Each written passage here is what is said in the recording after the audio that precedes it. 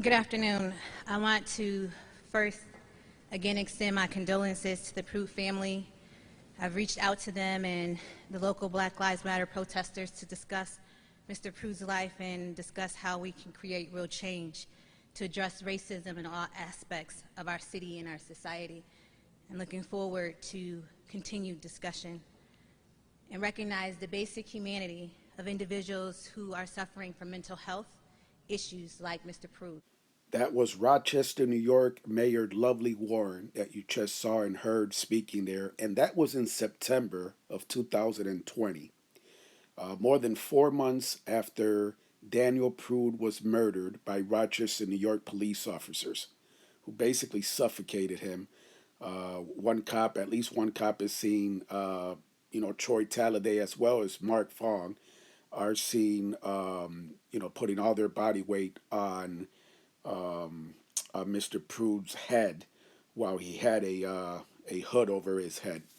So basically the news today is that an independent attorney, an independent investigator, attorney who launched an independent investigation into the city of Rochester and the actions of Mayor Lovely Warren, as well as City Council, as well as Rochester, New York Police Chief Laron Singletary, found basically that there was a cover-up. Again, breaking news.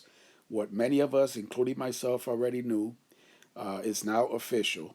The city of Rochester, but especially Rochester, New York Mayor Lovely Warren, as well as Rochester, New York Police Chief Laron Singletary, engaged in a cover-up. In other words, they tried to cover up the fact that Rochester, New York police officers murdered Daniel Prude. They tried to cover up and hide that fact from the public for as long as they possibly could. Good afternoon. That breaking news, findings from an independent investigation into how the city of Rochester handled the death of Daniel Prude. That report in with the conclusion information was withheld from the public. The 80-page report is from an independent lawyer hired by City Council. It was released late this morning, and we are still sifting through all of the information. Christian Garzone reading through that report as well, joining us live now here at the noon hour. Christian, lots to get to here and lots in this report. What can we tell our viewers right now?